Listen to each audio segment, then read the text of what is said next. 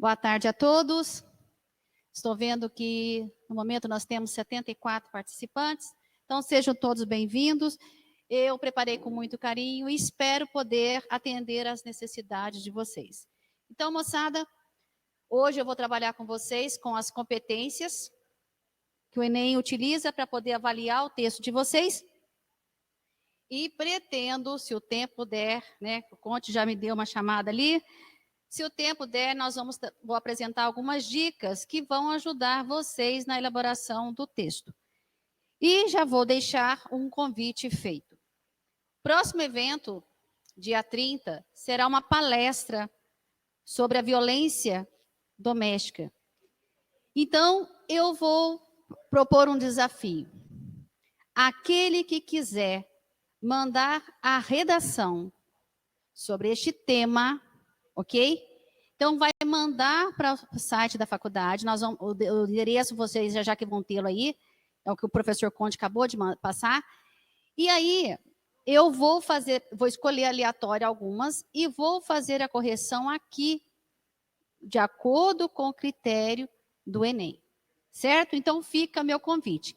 Aquele que desejar, mande a redação, vamos respeitar a identidade, não será divulgada, mas eu considero este recurso um mecanismo muito bom para que o autor possa ver os seus erros e também aprender com os erros e os acertos dos outros, certinho?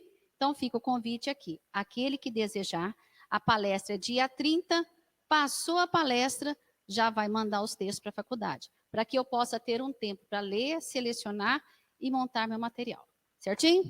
Então, vamos começar. Deixa eu pôr meu material aqui.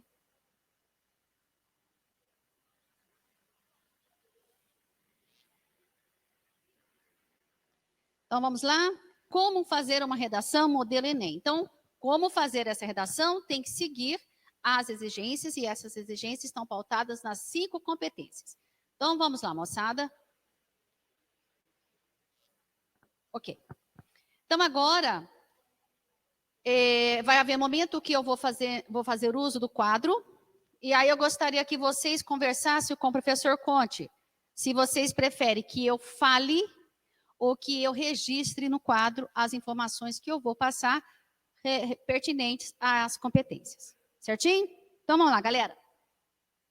Domínio da escrita formal do português. Então, a primeira competência vai cobrar de vocês o domínio gramatical, certo? E a estética do texto. Então, quando se fala domínio gramatical, é todos os conteúdos que estão relacionados com a gramática, certo? E quando se fala em a estética, o avaliador vai bater o olho no seu texto e já vai poder atribuir alguns valores, vamos dizer assim, tá? Então, quais são os critérios? Então, vocês que vão decidir, aqueles que forem querer anotar, avisa o professor Conte, que aí eu passo, caso contrário, eu vou só apresentando. Os critérios, o primeiro critério, legibilidade. A sua letra tem que ser legível. Imagine um avaliador, ele vai corrigir uma média de 100, 150 redações por dia. Portanto, a sua letra tem que ser bem legível. Se ela não for bem legível, você, obviamente, vai ser prejudicado. Ok? Saber respeitar o número de linhas proposto. Então, se eu tenho apenas 30 linhas para escrever, eu vou escrever apenas até a 30ª linha. Não posso ultrapassar. Eu tenho que demonstrar respeito ao espaçamento do parágrafo e ao tamanho do parágrafo. Ou seja, aqueles famosos 2 dedos que nós tínhamos que colocar lá na margem esquerda da folha, ainda é utilizado esse critério, certo? Então, quando eu for fazer o meu parágrafo, eu tenho que fazer o recuo. E assim que eu chegar à margem da minha folha, eu tenho que saber que eu vou ser obrigada a parar. E aí, moçada, a divisão silábica não caiu de moda, ela é cobrada, certo? Então, com relação à divisão silábica, o que eu tenho que chamar a atenção de vocês é isso aqui, ó. Só um momentinho. Aqui. Ó. Vamos supor que eu vou escrever a palavra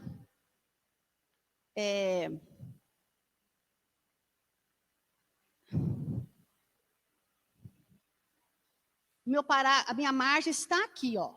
Então eu vou fazer aqui a linha para vocês poderem enxergar. Desculpa que eu estou falando de costa. Olha aqui, ó. A palavra é disputa, certo? Eu sou obrigada a colocar o sinalzinho aqui e vir, né?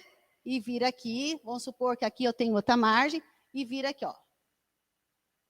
Ok? Não existe isso aqui, ó.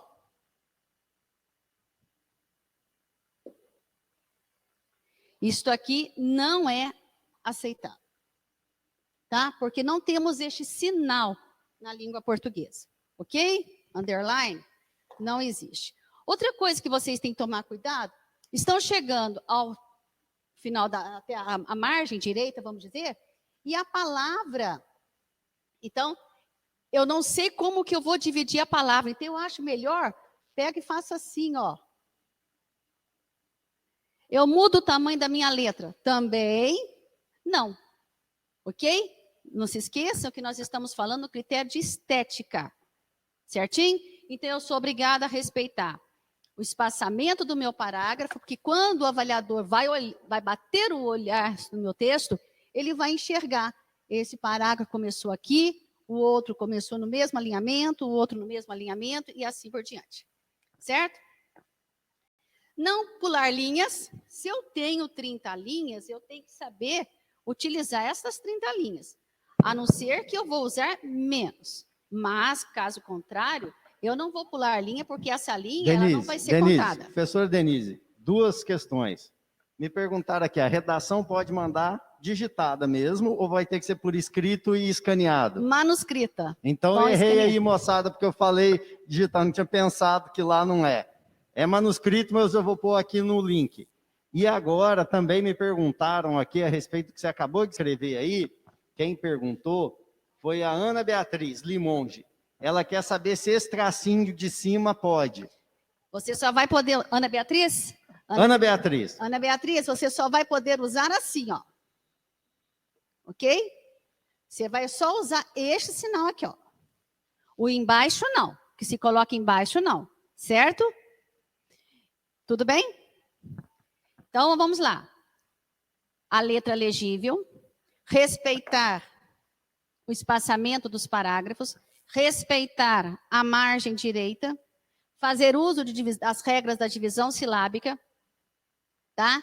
Não pular linhas, evitar rasuras, mas vamos supor que por um acidente é raro. Então, se errou, ok? Vamos supor que vocês aqui fizeram com Z, um erro absurdo, não vai acontecer isso. Errou? Certo? Risquem a palavra, um risco só e continue, certo? E escolher uma caneta adequada para poder fazer a redação.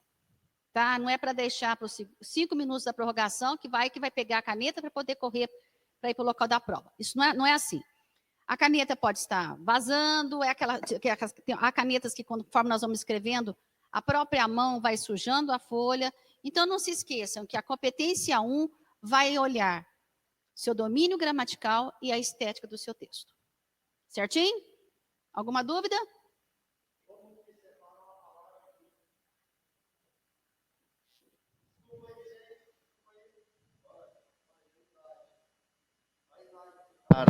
Ô, moçada, desculpa aí. André, como funciona a divisão silábica de uma palavra que tem hífen? Ah, sim. Boa pergunta, André. Vamos supor... super... Tem hífen, né, André? Eu venho aqui. Resistente. Então, André, eu sou obrigada a colocar o hífen aqui também. Certo? Então, quando a palavra tiver hífen, eu sou obrigada a mostrar para o meu leitor. Ao separar aqui, eu vou colocar. E ao dar continuidade, eu vou colocar também. Se ela não tiver, aí eu não coloco. Tá? Tudo bem? E aí, André, eu vou aproveitar o gancho da sua pergunta, embora não seja da mesma natureza, e vou chamar a atenção para um outro detalhe.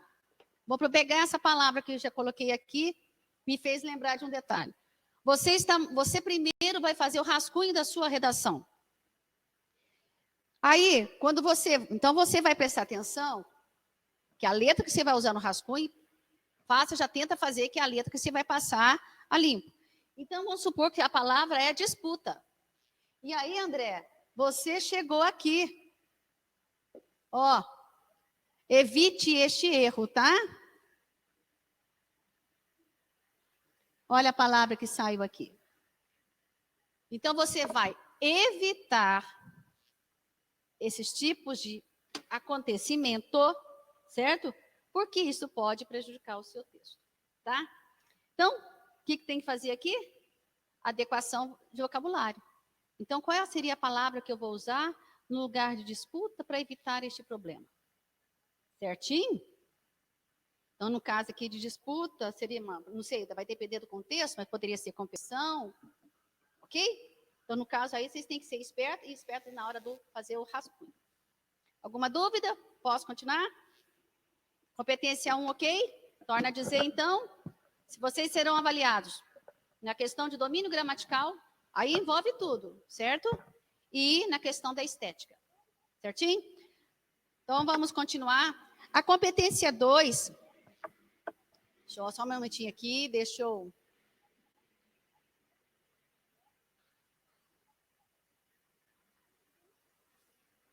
A competência 2 compreende a compreensão e desenvolvimento do tema no estilo do texto dissertativo argumentativo. Opa, então o que isso vai cobrar de você? Então, já que nós vamos trabalhar com a questão de assunto, de tema e de tese. Por quê? Porque tem essa competência que vai olhar se o candidato compreendeu o tema, certo? Então, você vai ter que olhar para aquela proposta. O que estão pedindo para mim ali, né? Pedindo para o candidato, vai aos textos motivadores, já vai tentar ler os textos motivadores, buscando enxergar qual é o link que vocês podem fazer com relação ao que está sendo pedido, certo? E depois vocês vão fazer um tipo de um esqueletinho, eu costumo fazer um esqueletinho, sobre o que eu vou falar. Porque nesta competência vai olhar qual é o seu posicionamento sobre o tema. E, obviamente, vai cobrar de você, veja lá, no estilo do texto dissertativo e argumentativo, vai cobrar de você o domínio, o conhecimento do que é um texto dissertativo. Então, não pode colocar narração, você não vai contar uma historinha, tá? Não pode colocar uma receita. Tem candidatos que colocam orações, tem candidatos que colocam bilhetes para quem vai corrigir. Então, moçada, isso além de acarretar problemas para poder zerar a redação, certo? Então, está mostrando o quê? Que o candidato não tem conhecimento do que é um texto dissertativo argumentativo. Então, nesta competência, você será avaliado com relação ao demonstrar reconhecimento do que é um texto dissertativo argumentativo. E por ser um texto dissertativo argumentativo, quais são as características que esse texto traz? Por exemplo, você não pode escrever na primeira pessoa, tá? Alguns itens aqui que eu julgo muito importante para vocês. Você não pode escrever seu texto na primeira pessoa. Só um momentinho aqui que eu já vou aparecer aqui. Fica mais fácil. Deixa eu apagar isso aqui. Este aqui.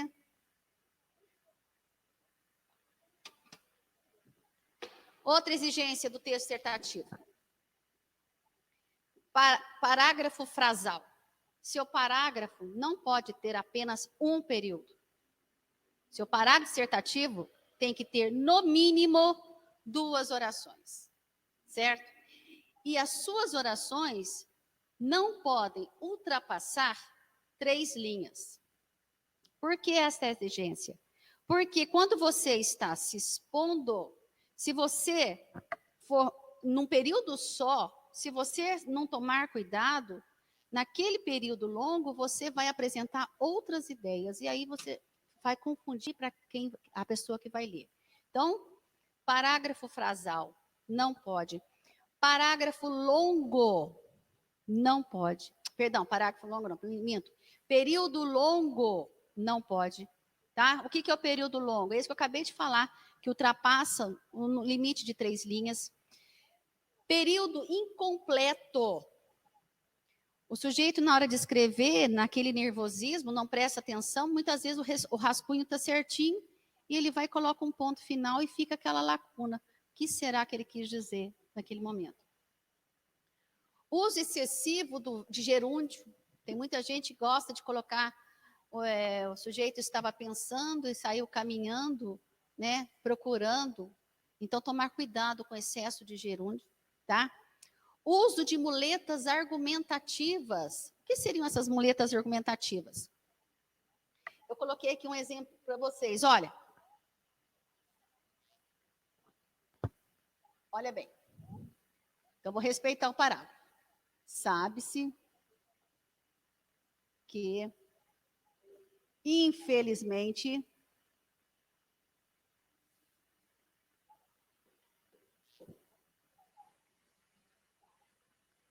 o Brasil é um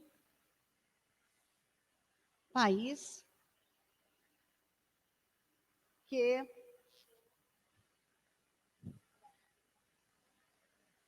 possui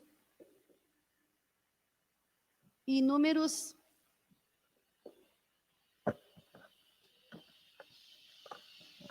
casos de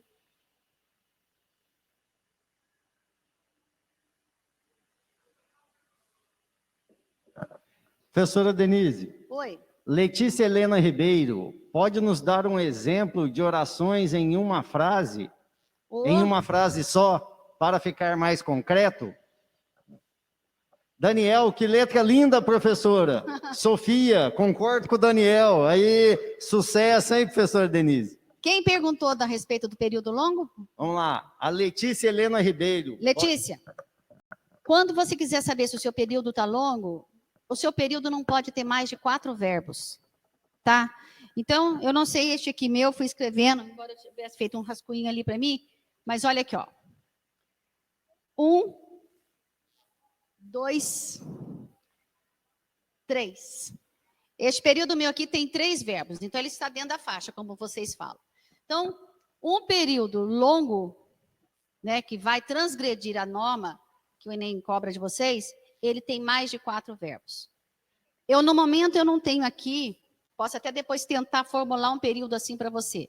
No momento, eu não tenho. E se eu conseguir formular, eu ponho. Se eu não conseguir, no nosso próximo encontro, eu trago um exemplo desse para você. Certinho? Tudo bem? Ou então, você manda no e-mail, manda para a faculdade o seu e-mail e eu lhe mando um modelo. Muito bem, obrigada, Conte. Certinho, Letícia? Tudo bem? Então, olha aqui, moçada. O que vem a ser as muletas? Olha aqui. Sabe-se que, infelizmente, o Brasil é um país que possui inúmeros casos de denúncias contra o trabalho infantil.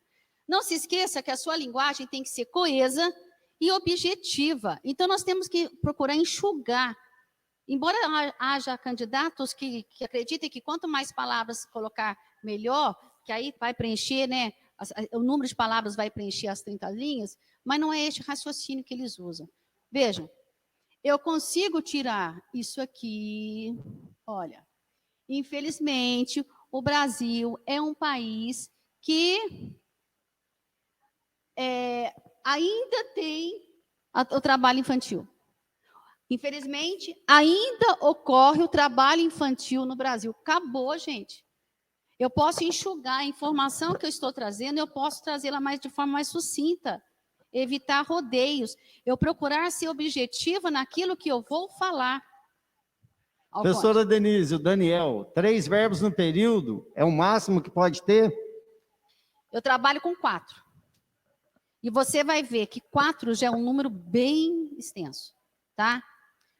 Eu peço desculpa por não ter tido essa maldade de colocar esses exemplos para vocês, tá? Mas mande um e-mail para a faculdade que eu mandarei um modelinho para vocês verem o que é um período longo e o que é um período e como é que nós podemos reestruturar esse período para ele ficar adequado. Certinho? Continuando então.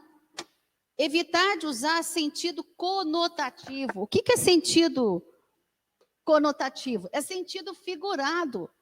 Se eu estou dizendo que a minha redação tem que usar uma linguagem objetiva, então eu tenho que procurar evitar outras interpretações. Então, por exemplo, o Brasil está em um labirinto sem saída. Não. O Brasil está passando por uma situação difícil. Ok? Então, procurar usar sentidos denotativos. Dando sequência, senso comum. Por exemplo, senso comum, todos os políticos são corruptos. Cuidado, tá? De usar essas expressões, que é como se estivessem no conhecimento de todo mundo e acaba generalizando e não é verdade. Certinho? Parágrafos desconectados. Primeiro parágrafo da introdução, eu estou falando uma coisa, aí o leitor acredita que no desenvolvimento então eu vou começar a desenvolver o meu posicionamento, quando eu ver não tem nada, não tem relação. O terceiro, por sua vez, a mesma coisa. Pode parecer impossível, mas isso ocorre, tá? Inadequação vocabular. Muito cuidado com as palavras parônimas, com as palavras homônimas, homófonas, lembram delas? Por quê? Porque essas palavras são parecidas, às vezes uma letrinha muda todo o sentido. Outro dia eu corrigi uma redação que o aluno, ele queria colocar vultosa, quer dizer, grande. Ele estava falando de uma quantia em dinheiro, vultosa. Só que no lugar de vultosa, ele colocou vultuosa. Vultuosa, inchada, avermelhada. Então, vocês têm que tomar cuidado na adequação ao vocabular. O que nós vamos, qual a palavra que melhor se encaixa nesse contexto? Por exemplo, uma redação do Enem, que foi sobre a manipulação, né, do comportamento dos usuários da internet. O candidato, ao invés de usar a palavra algoritmos, ele usou a palavra logaritmos. Aí é matemático, não tem nada a ver com o termo que estava sendo trabalhado. Então, muito cuidado com a inadequação vocabular. Professora Denise, a Beatriz está perguntando aqui, como eu faço quando vou citar uma frase, mas não lembro o autor dela? Vou falar sobre isso, então, Beatriz. Tá? Mas isso aí seria na competência, competência 3. Mas eu faço um parênteses aqui agora.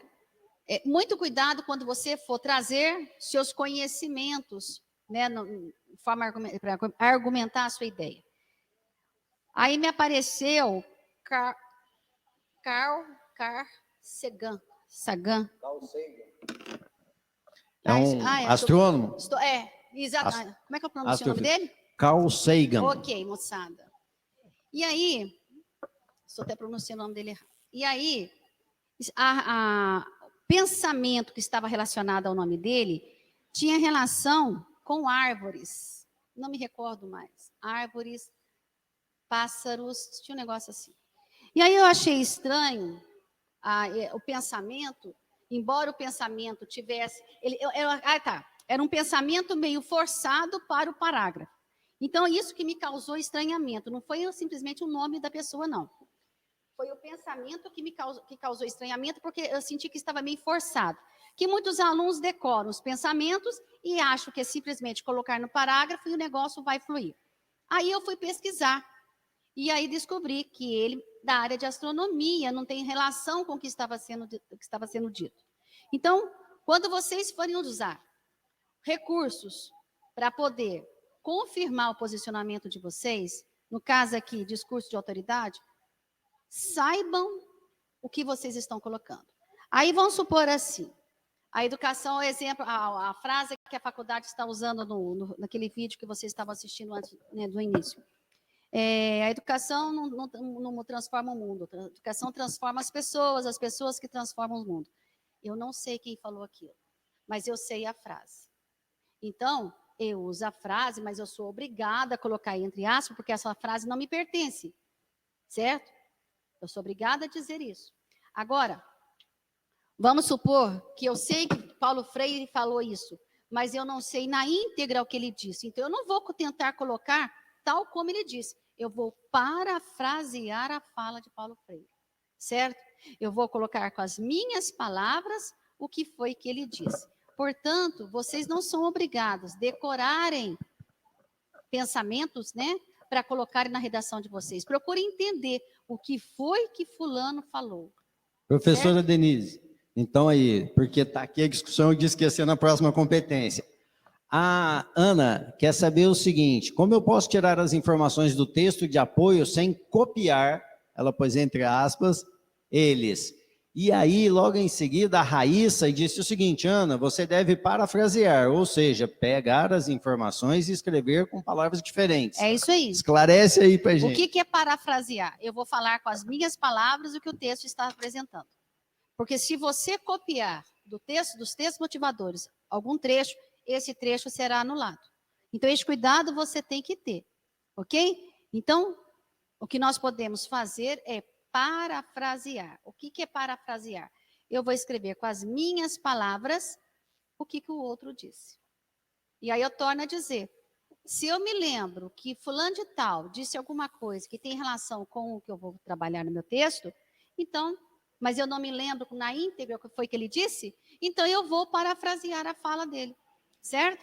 Assim eu evito de cometer um erro, ok? Dando sequência, evitar falta de propriedade vocabular.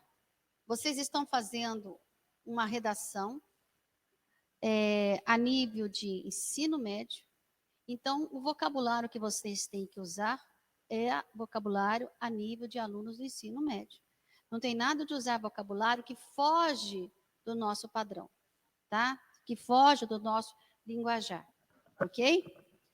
Professora Denise, o André está perguntando aqui, então, quando eu parafraseio, não preciso citar o autor? Sim, tem que citar um autor, sim. Sim, você vai citar. Voltando à questão, a pergunta lá da Letícia, com relação, quando eu vou citar o pensamento de alguém, eu vou citar de onde veio, sim. Não sei se vocês aprenderam no ensino médio a citação direta e a citação indireta. Quando eu faço a citação direta, eu copio na íntegra o que o outro disse, coloco entre aspas e cito o nome do autor ou sobrenome, tá? E quando eu faço a indireta, que eu vou escrever com as minhas palavras o que o outro disse, eu sou obrigada a dizer quem é, identificar quem é. Aí é respeito de autoria. Eu não posso tomar posse do dizer que não me pertence. Com relação aos textos motivadores que estão lá, certo? Eu vou parafraseá-los, mas eu vou parafrasear, moçada. Até a pergunta sua com relação aos textos motivadores, próximo encontro nosso, eu vou trazer um modelo.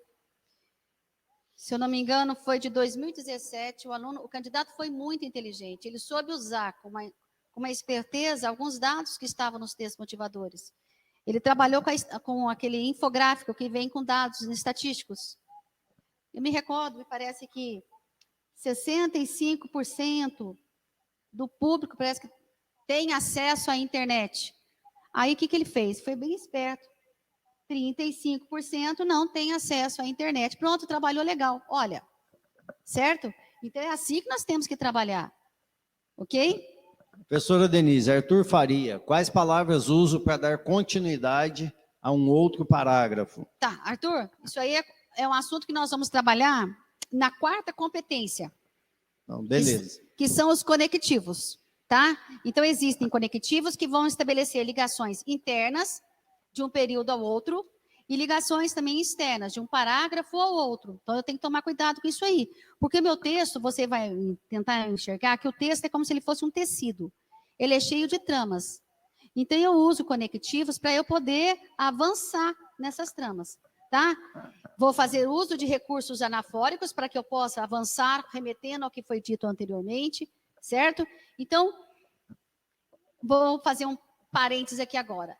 A participação de vocês está sinalizando para mim o que eu devo trazer para vocês nos nossos próximos encontros. Então, a redação manuscrita é exatamente para eu ver competência 1. Já vou bater o olho e já vou enxergar a parte da estética, tá? E, obviamente, nós vamos trabalhar com as demais competências no texto que nós vamos colocar aqui. Certinho? Então, a sua pergunta com relação aos conectivos, nós vamos poder enxergar os conectivos que foram utilizados, se for, aí que faz parte aqui da competência 2. Se foi usado conectivos corretos, se foram usados de forma excessiva ou se foram deixados de usar, certo? De serem usados. Denise, certo? Vamos combinar com o pessoal aqui o seguinte, porque já tem mais um tanto de dúvida aqui. Vamos combinar o seguinte, você passa as competências e a gente fica aqui depois tirando dúvida de quem quiser. Pode Falou, ser então. assim? Pode então, ser. Galera, no final, depois do sorteio, eu abro para as discussões e aí vocês passam então, tudo para nós. Então, tá? vamos lá, gente. Ó. Então, como eu disse para vocês, os parágrafos têm que estar conectados um ao outro. Então, a pergunta dele, como que eu vou conectar? Muitas vezes fazendo uso de conectivos, tá? Na maioria das vezes é fazendo uso de conectivos. Tomar cuidado com a inadequação vocabular. Então, torna a dizer, se a minha redação é a nível de ensino médio, eu vou usar a linguagem que eu uso até agora, que os livros didáticos trabalharam comigo até agora, que os professores conversam comigo até agora, é isso que eu vou fazer uso, tá? Tomar muito cuidado com parágrafos, vários. Se eu tenho 2 parágrafos para o desenvolvimento, então eu tenho que ter cuidado que aqui eu vou ter um olhar e aqui eu vou ter o outro. Eu não posso apresentar na minha redação 2 parágrafos com o mesmo assunto. Ok? Uso reduzido de sinônimos, que isso vai implicar em repetição de palavras, certo? Ausência de paralelismo sintático, nós vamos ver isso nas redações que nós vamos trabalhar. Como eu já disse, uso da primeira pessoa e, por fim, desrespeito à tipologia textual. Se foi pedido para fazer uma dissertação argumentativa, eu tenho que fazer uma dissertação argumentativa. Ok, moçada? Bem, então agora...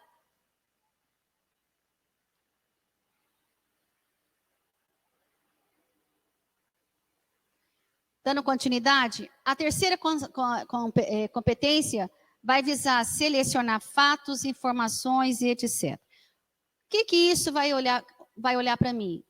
Vai querer que, diante do tema, lá na competência 2, como foi que eu me posicionei? Qual foi a reflexão que eu apresentei? Certo? A partir daí, vai olhar quais são os meus conhecimentos.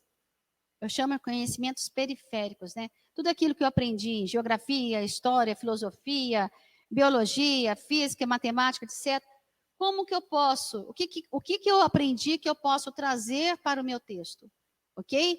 Então, aí eu vou ter que selecionar fatos, informações, aquilo que eu julgar mais relevante, que tem relação com aquilo que eu vou desenvolver. Aí entra exatamente as falas, né?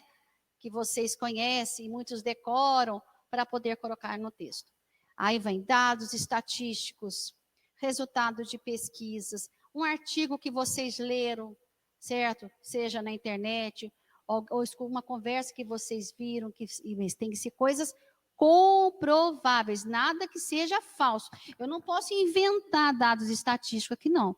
Porque quando há essa simulação, o avaliador sente que tem algo errado. Eu não falei para vocês que quando eu fui ler, percebi que estava alguma coisa forçada naquele parágrafo? E era exatamente a citação? Ok? Então, a terceira competência, ela vai olhar isso de vocês. Como que a capacidade de argumentação, como que vocês se posicionam para defender a tese de vocês. Certo? Ordem lógica. Então, o que eu apresentei lá na minha introdução, como é que eu vou trazer isso aqui para cá? Uma ordem lógica. A coerência, tem que ter coerência, o que eu estou dizendo com a realidade, porque eu não posso distorcer a minha verdade com o mundo real, certinho? E, por fim, o encadeamento de ideias. Nessa competência, vocês serão avaliados como que as ideias de vocês estão sendo desenvolvidas, certo? Então, torna a dizer a pergunta que foi colocada ali.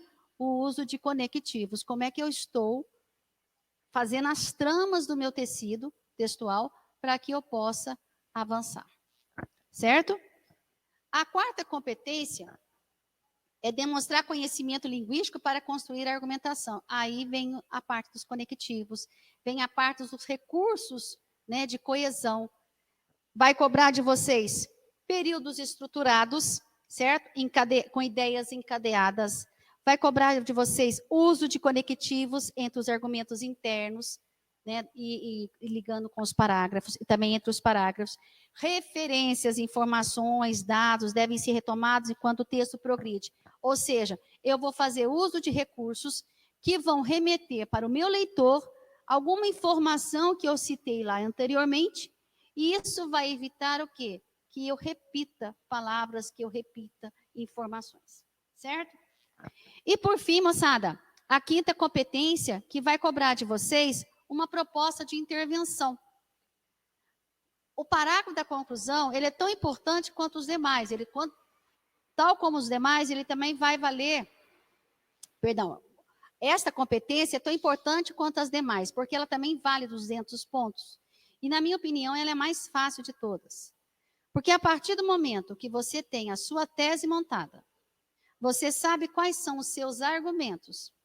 Então, você já detectou o problema, você agora vai buscar como que você vai apresentar solução para este problema. Então, vejamos aqui. Parágrafo da conclusão. Nós vamos trabalhar especificamente com parágrafo conclusivo. Mas nós temos que retomar a tese. Então, eu vou abrir meu texto retomando a tese, que está lá na introdução. E aí eu vou apresentar para o meu leitor. Quem pode resolver o problema que eu enxerguei? Como que ele vai resolver? Por que meio? Ele vai fazer o quê? Certo? E com qual finalidade? Lembre que vocês têm que responder essas 4 perguntas. Respondendo-as, vocês estão com o parágrafo conclusivo, com certeza, se não houver outros problemas, né, com os 200 pontos garantidos. Certinho? Então, agora, vamos avançar. Espera aí, que eu fiz coisa errada aqui. Então, vamos lá. Vou começar com vocês, partindo do pressuposto que estão todos zerados. A informação de vocês é bem pouquinha. Então, nós vamos construir um conhecimento legal no decorrer desses encontros. Então, vamos lá, gente. Assunto, tema e tese. Assunto é algo geral. Eu falo televisão, o exemplo que eu coloquei ali embaixo. Trabalho, é algo bem geral. Tema já é um recorte deste assunto.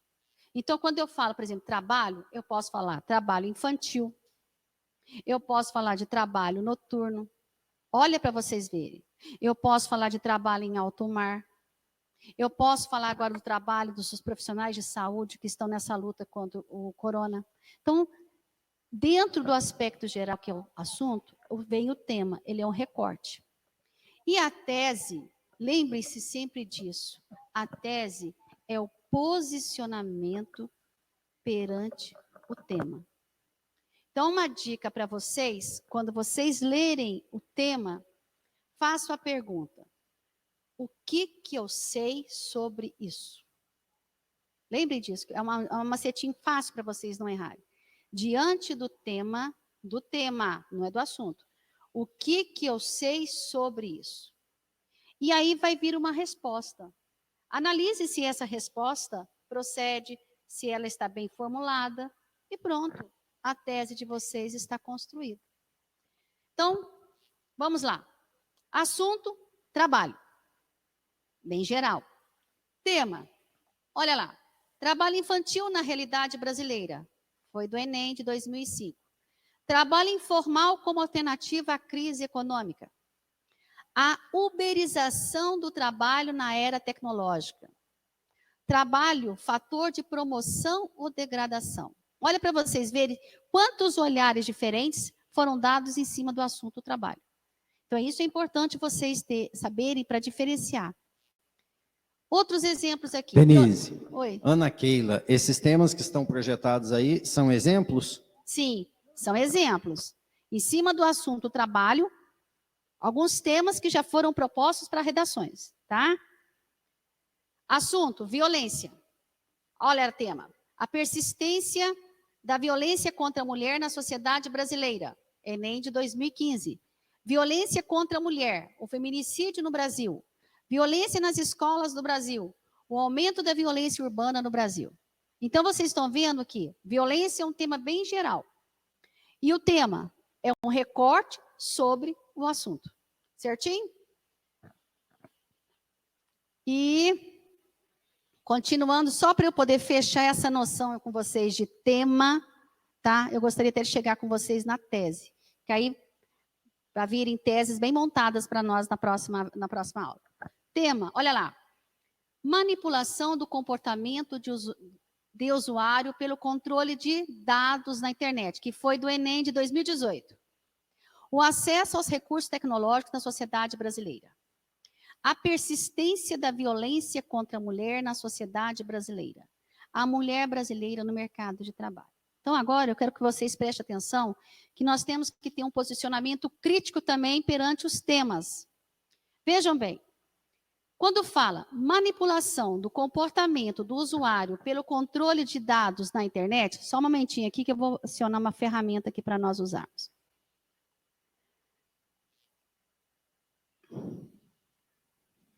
Olha aqui, moçada. Quando fala manipulação do comportamento do usuário pelo controle de dados na internet, eu tenho algumas, vamos dizer assim, algumas dicas do que eu tenho que trabalhar. Então, nós chamamos de temas bem explícitos. As informações estão aí. Olha, eu tenho que falar sobre a manipulação, eu tenho que falar o comportamento do usuário, eu tenho que falar sobre a internet. Muitos candidatos tangenciaram o tema, porque não citaram nem a palavra internet. Então, veja que está bem explícito o campo que eu vou discursar. Olha lá, o acesso aos recursos tecnológicos da sociedade brasileira. Eu tenho acesso a recursos tecnológicos. Então, eu tenho recurso tecnológico, eu tenho a questão do acesso, eu tenho a sociedade brasileira. Então, eu não tenho tantas informações neste segundo tema quanto eu tenho na primeira. Porque na primeira é a manipulação do comportamento. Eu vou falar sobre isso. O comportamento de quem? Dos usuários, certo? Para quê? No controle de dados. Então, o meu campo de trabalho está mais delimitado. O acesso aos recursos tecnológicos da sociedade brasileira. Eu vou falar o quê? Todo mundo tem? Não posso falar que todo mundo tem. Eu posso falar de algum setor que trabalha com esses recursos. Então, veja, outros temas são mais implícitos, não trazem com tanta evidência aquilo que eu posso abordar. Aquilo que é para abordar. Então, deixa mais livre. E aí é onde que está o pulo do gato, como vocês falam? Lá nos textos motivadores. Eu vou ler os textos motivadores e vou ver o que os textos estão dizendo para mim. Veja o outro aqui, ó.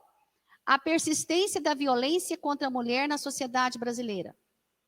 Eu tenho a persistência, quer dizer, continua.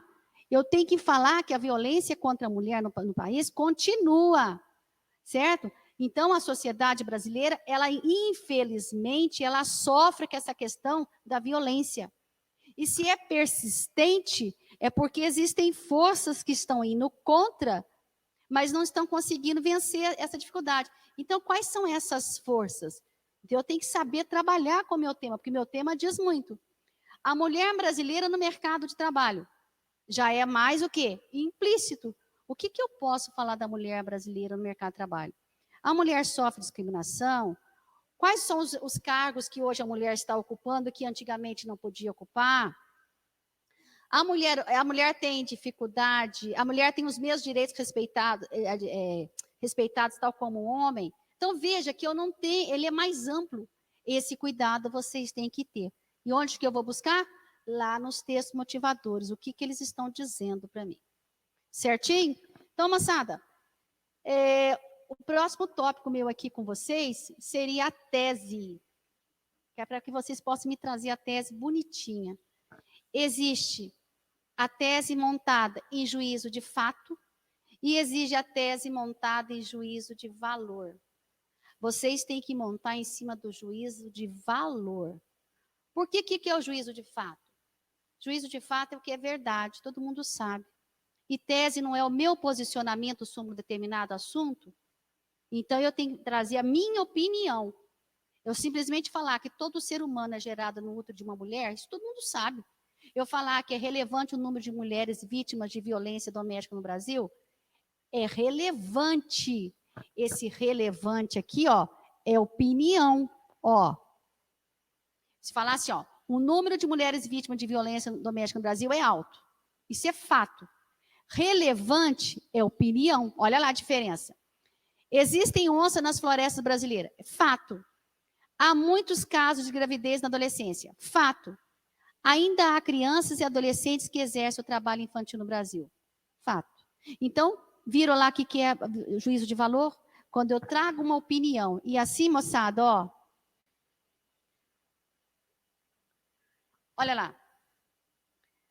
A utilização da mão de obra infantil no Brasil ocorre desde o início do século XIX, com o desenvolvimento industrial e o surgimento da maquinofatura. Isso aqui ele contextualizou. Atualmente, apesar de ser proibido por lei, esse problema ainda é muito frequente. Então, o que esse candidato está dizendo para mim? Que a utilização da mão de obra é comum no Brasil, embora seja proibido. Então, a opinião dele é que não deveria existir. Deu para perceber, moçada? Professora Denise, a Ana Keila está pedindo para você reforçar aí a diferença entre juízo de fato e juízo de valor. Então vamos lá. Juízo de fato é a verdade. Você me coloca lá na sua tese, lá na sua introdução, que existem onças nas florestas brasileiras, como sua tese. Isso não pode ser tese. Eu não vou tomar isso como tese, porque isso é verdade. Não é uma opinião sua. Agora, se você me dissesse que os animais silvestres no Brasil precisam de um maior apoio dos órgãos governamentais. Então, é uma opinião sua. Por que é uma opinião sua? Porque eu posso não pensar assim, certo? Eu já posso gostar de caça e não concordar com a sua opinião. Ok? Vamos pegar um outro lá. Há muitos casos de gravidez na adolescência. Isso é fato. Qualquer pesquisa que você entrar falando de gravidez na adolescência, você vai ver que o índice é alto.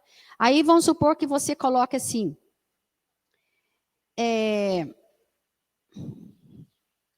Gravidez na adolescência é um problema que poderia ser evitado desde a primeira. Vamos lá, não seria assim. A gravidez na adolescência é um problema que poderia ser evitado se ações políticas fossem voltadas mais incisivamente em campanhas de prevenção. Então, você está dando uma opinião, certo? Em cima de um determinado problema, que é a gravidez na adolescência.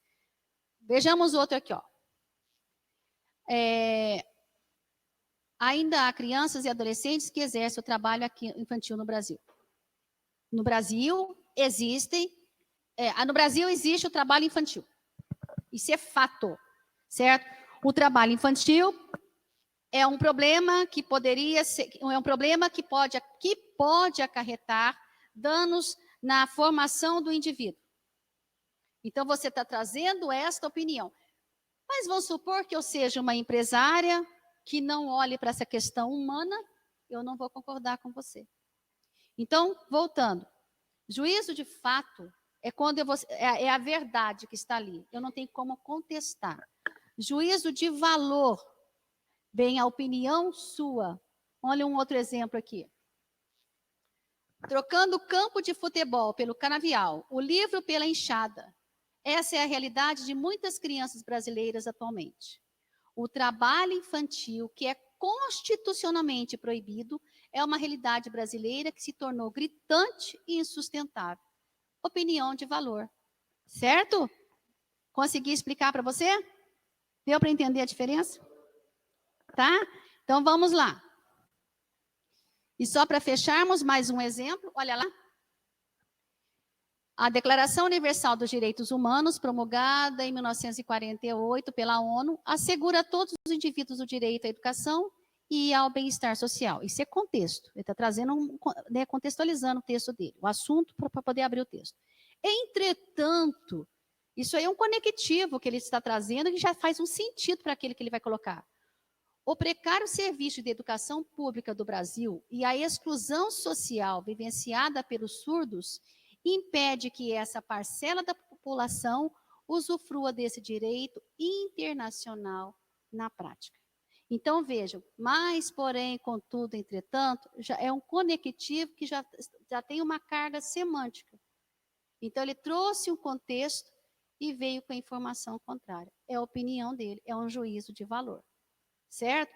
Ele poderia dizer aqui que a população com deficiência auditiva não tem acesso facilitado na educação. Pronto, isso é um fato. Mas olha o jeito como ele trouxe a opinião dele. Tudo bem? Então, gente, para não estender muito, ficaremos abertos para as perguntas e aquele que quiser, mande uma redação manuscrita, tá? Para que nós possamos utilizá-la no final, analisando-a. Para não poder estender o tempo, o que eu havia proposto para vocês, e não terminei meus conteúdos, era que nós iríamos chegar a uma análise de redação, certinho?